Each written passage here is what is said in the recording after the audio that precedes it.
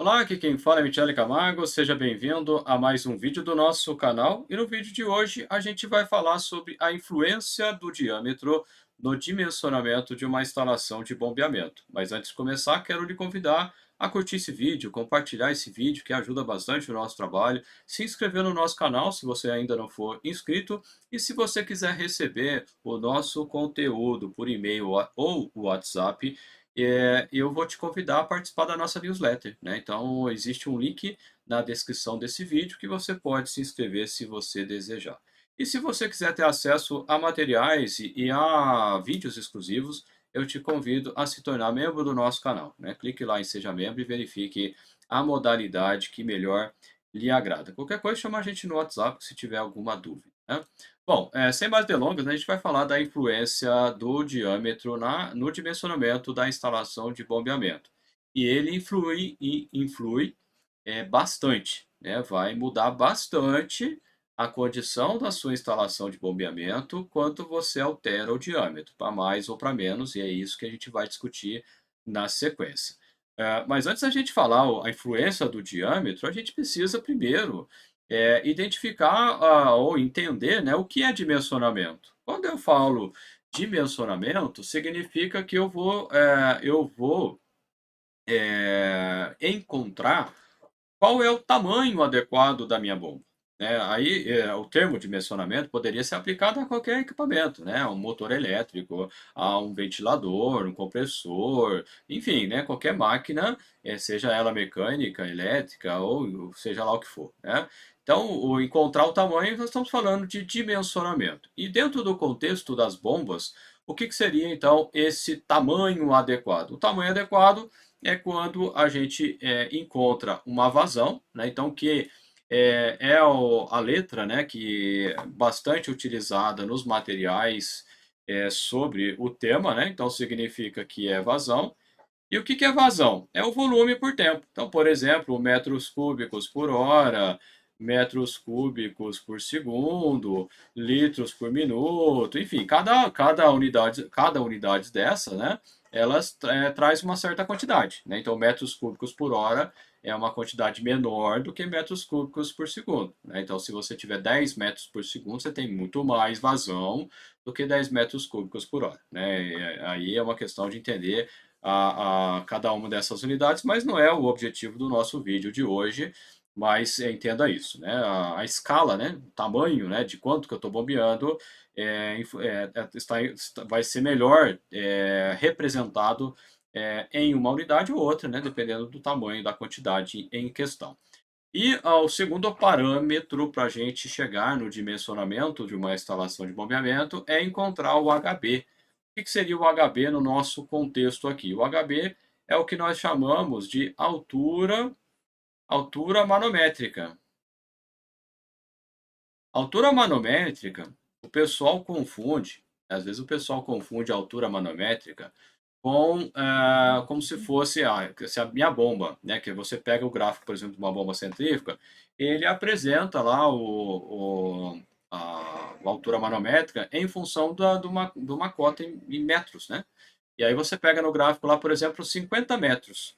E aí o que, que o pessoal desavisado, eles imaginam? Que 50 metros se eu pego a bomba, tá aqui, eu consigo jogar ela 50 metros, né, o produto, seja ele qual for, 50 metros para cima. Isso é verdade? Não, não é isso que significa altura manométrica. A altura manométrica, eu coloquei aqui a dica, né, do que ela representa também, que é o ΔP. ΔP nada mais é do que delta, que a gente representa diferencial, né? Então seria a pressão diferencial. O que que significa isso, né? Então se eu tenho, por exemplo, aqui uma bomba centrífuga, e aí tá bem esquemática mesmo, né? E aí eu tenho aqui a entrada da bomba e eu tenho aqui a saída da bomba. Quando eu falo que a pressão diferencial da minha bomba é 10 bar, por exemplo, significa, digamos, se aqui é 1 bar na entrada, a saída vai ser 11. Se eu tiver 10 bar na entrada, eu vou ter 20 na saída, né? Ou seja, a pressão diferencial é a diferença entre a pressão de entrada e a pressão de saída. Então, por que altura manométrica? Porque a altura manométrica nada mais é do que uma pressão, de uma pressão dada em metros de coluna. Por exemplo, quando eu falo que a minha pressão é 10 metros de coluna de água, 10 metros de coluna de água é aproximadamente 1 bar.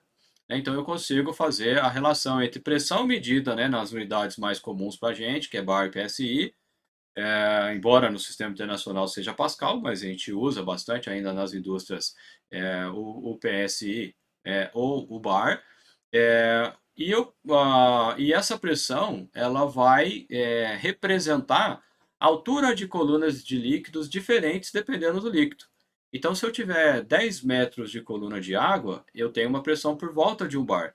Se eu tiver 10 metros de coluna de mercúrio, eu vou ter 13 vezes mais pressão. Por quê? Porque o mercúrio é 13 vezes, mais de 13 vezes, né, mais pesado do que a água.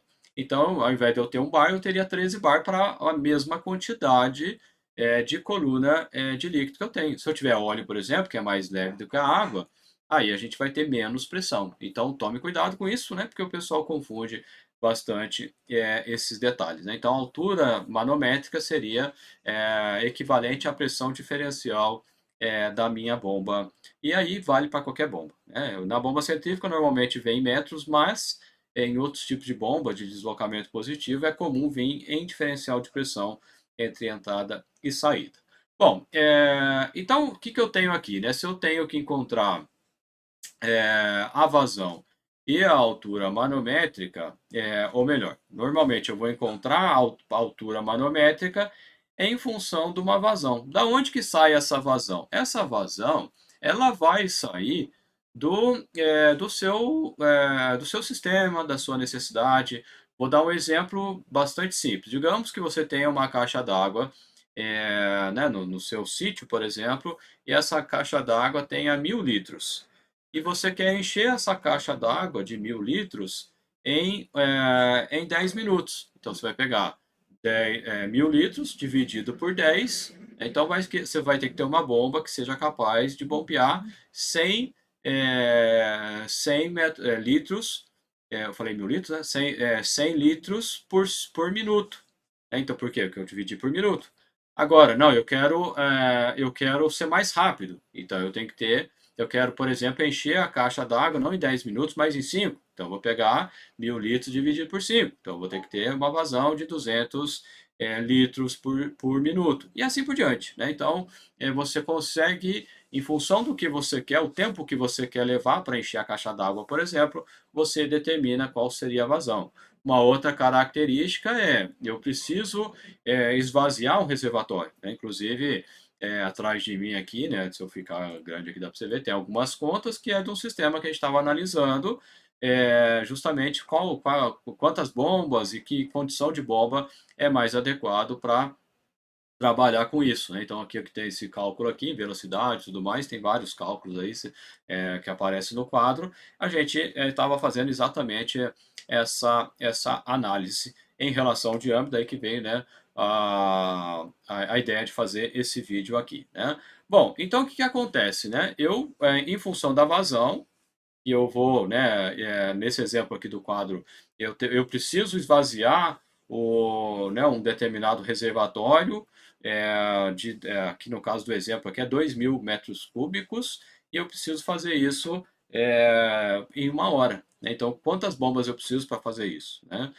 Ou que condição de bomba eu vou trabalhar em termos de diâmetro? Né? Seria a outra questão. Então, o seu processo ele acaba determinando aquilo que você quer. Quanto maior a vazão, mais rápido você faz as coisas, consequentemente, você vai precisar de equipamento maior. Equipamento maior significa investimento maior e significa também uma operação maior. Então, você vai ter que contrabalancear esses parâmetros. Né? Então, a análise que a gente estava fazendo ali que eu comentei é exatamente isso. Você tem essa e essa e essa condição. Economicamente, agora, né, o pessoal que tem acesso, né, aos custos, né, de equipamentos e tudo mais, faz a verificação para ver o que, que é economicamente viável de se fazer. Né? Bom, então, uma vez que a gente tem a vazão determinada em função da minha necessidade, a gente vai fazer uma série de cálculos para chegar no HB. Basicamente, pegando aqui esse exemplo aqui que eu estou indicando aqui, o que, que a gente vai ter nesse exemplo aqui? Deixa eu apagar aqui que ficou aparecendo, atrapalhando a figura aqui. Digamos que eu tenho uma instalação E nessa instalação eu vou bombear produto. Eu vou esvaziar esse produto aqui desse reservatório A, por exemplo, e vou lançar ele por B. Por quê? Bom, pode ser porque eu quero limpar esse reservatório, porque é uma indústria química que aqui faz uma reação, aí depois que termina eu jogo para o outro reservatório para fazer outra reação, e por aí vai, né? Tem N situações possíveis aqui que a gente poderia citar que essa situação que estaria, né, presente. Bom, então o que que eu vou ter que fazer, né? Eu vou ter que fazer uma série de cálculos e os cálculos principais que nós vamos utilizar é a equação da energia e o cálculo de perda de carga. Bom, e daí, né? Bom, equação da energia, eu vou precisar dos parâmetros aqui, eu vou precisar extrair os parâmetros de pressão, velocidade e posição de do início e do fim do meu escoamento.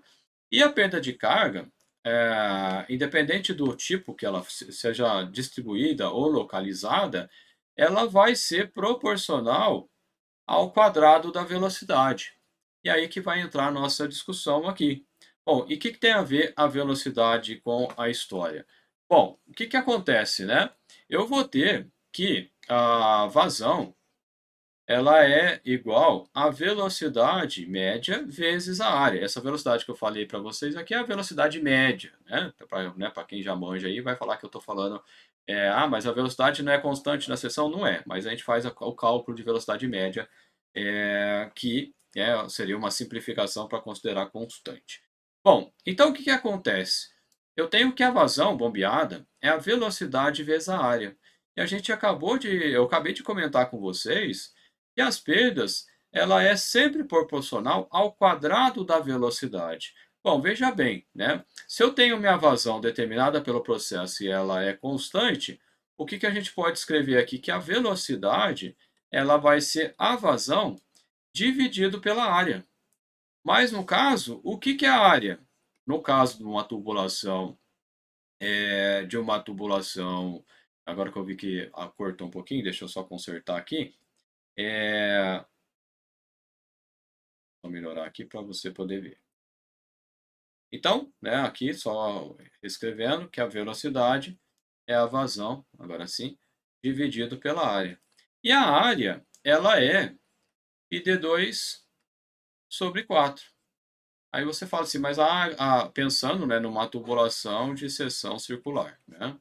Ah, mas a área não é πr ao quadrado? É a mesma coisa. Quando você pega o diâmetro, que é 2π, 2r, né?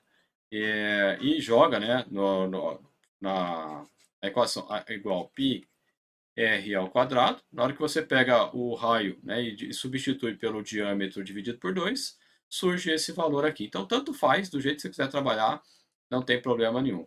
Então, se eu for querer escrever aqui, ficaria, né, essa equação ali, ficaria 4 vezes πd, ou melhor, tem nada a ver com πd. πd vai estar embaixo. 4 vezes o Q. Eu quero mostrar para vocês a relação aqui, relação do diâmetro.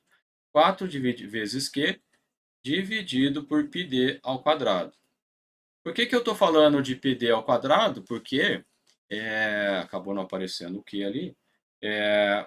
Por que eu estou fazendo isso? Né? Porque eu quero mostrar para você a relação entre a vazão e o diâmetro.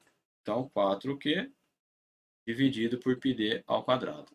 Bom, então o que acontece? Se eu mexer aqui, vou escrever aqui embaixo. Aqui. Então a gente está chegando à conclusão que a velocidade é 4 vezes Q dividido por πd ao quadrado. E por que eu estou falando de D e não de R? Porque as tubulações elas são fornecidas em diâmetro interno, né? O diâmetro interno e externo e a espessura da parede. Então, é comum, né, a gente desenvolver em função daquilo que vem o material. Mas se você quiser pegar o diâmetro, dividir por 2 e fazer a conta, também não teria problema nenhum. Bom, mas o que a gente vê aqui? No caso, eu vou até mudar de cor aqui, para destacar, a vazão, uma vez que a bomba entrou em regime, ela é constante. Bom, e aí? Né? Então, para a mesma vazão, que eu quero bombear, se eu trabalhar com o diâmetro maior, o que vai acontecer quando eu aumento o diâmetro? Bom, aumento o diâmetro, eu tenho um valor constante, o resultado da velocidade vai ser um número menor. Então, a velocidade diminui. Então, ou seja, eu estou aumentando o diâmetro e a velocidade diminui. Se eu fizer aqui a análise, né, vou até escrever aqui, da perda, eu escrevi ali, ela é proporcional ao quadrado da velocidade. Então, nesse meu exemplo aqui, uma vez que eu aumentei o diâmetro, o que aconteceu? A velocidade caiu. E o que aconteceu com a perda? Ela vai cair ao quadrado. Então, digamos que eu mexi no diâmetro de tal maneira que a área, digamos que a área se dividiu pela metade. Né? Vamos dar números, né? Digamos que eu tinha inicialmente uma área de 100, se eu mudei o diâmetro e a área de 100 foi para 50, ou seja, eu diminuí a área para metade. Se eu fizer a proporção aqui ao quadrado, ela vai diminuir 4 vezes. Então, ou seja, quanto mais eu aumento o diâmetro, mais eu diminuo a velocidade e mais ainda eu diminuo a perda de carga ao quadrado. Se eu diminuo a perda de carga ao quadrado, eu também diminuo nessa proporção o que a gente chamou aqui de HB. Então, o meu HB ele vai diminuir na proporção ao quadrado à medida que eu aumento o diâmetro.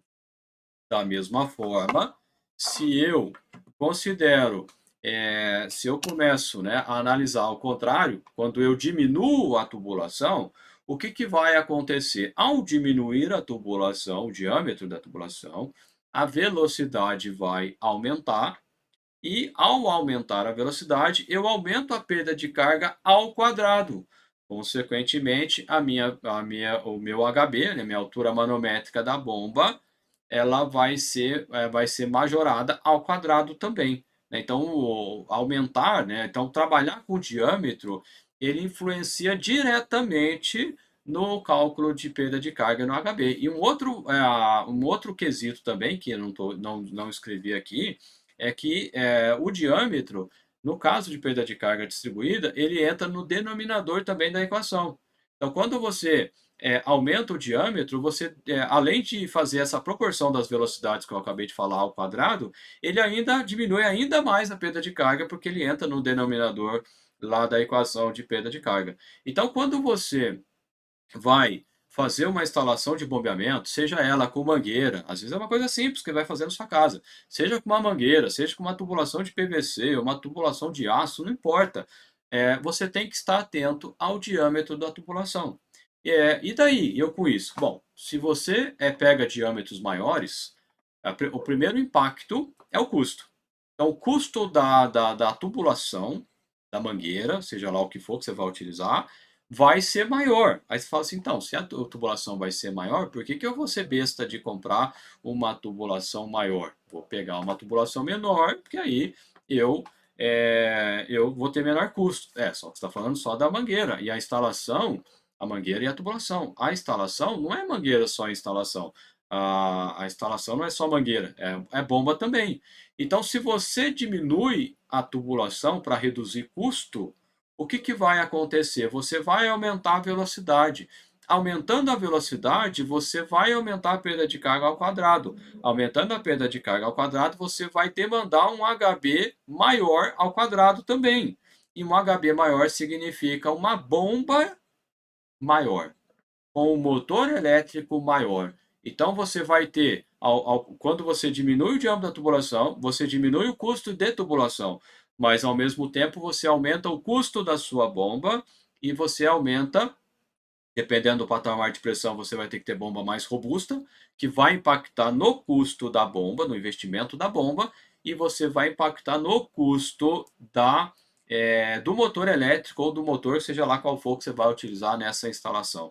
Então você pode reduzir significativamente o custo da instalação, é verdade, mas você vai aumentar significativamente, ou pode, né, aumentar significativamente o custo do equipamento, assim como do motor.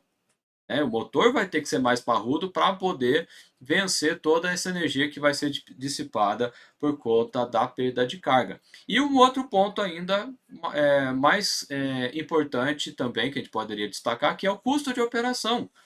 Se o motor é maior, quer dizer que ele vai consumir mais energia. Se for motor a combustão, ele vai queimar mais combustível. Então, o custo de operação vai ser maior também. Então, com isso, você pode estar gastando menos com tubulação, mas vai morrer depois de gastar energia ou gastar combustível, seja lá, né, se for motor elétrico ou motor a combustão. Então, esse é o principal, essa principal influência que o diâmetro acarreta no dimensionamento da instalação de bombeamento.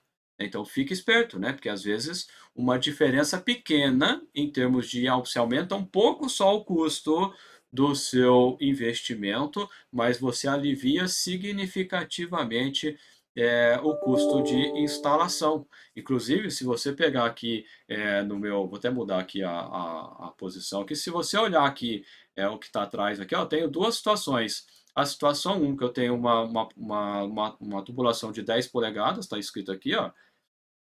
Veja que a potência de eixo nesse equipamento seria 139 cavalos necessários, né? Não existe motor dessa potência, você teria que pegar um motor de 150 cavalos.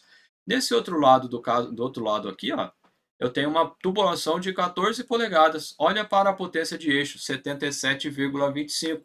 Você teria então um motor aí, eu não sei agora de cabeça a escala de motor, se não me engano, não tem 80, alguma coisa, ou 90 ou 100 cavalos de motor que você vai comprar, mas ao invés de eu gastar aqui, ó, 139 cavalos, eu vou aqui com essa outra bomba ali, ó, cadê ela aqui, ó? Com essa outra bomba aqui, eu vou gastar 77,5 0,25 cavalos. Isso para fazer a mesma coisa, né? Então veja que aumentando o diâmetro da tubulação, eu estou aumentando de 10 para 14 porque é o que é comercial, que é o que a gente consegue comprar. Mas de aumentar, né, relativamente pouco a tubulação, você diminui significativamente a potência a ser consumida. O motor elétrico, o motor de 150 cavalos, é muito mais é muito mais caro, aliás, né, do que o motor de menor potência, ali na casa dos 80 cavalos.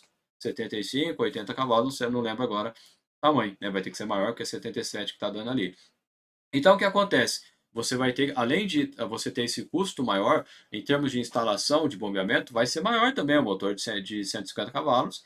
Ele ocupa mais espaço do que um motor de menor potência, 100 cavalos, 90, 80, não sei qual que tem lá, que seria, né? Deu 77 no cálculo, a gente tem que pegar um motor imediatamente maior.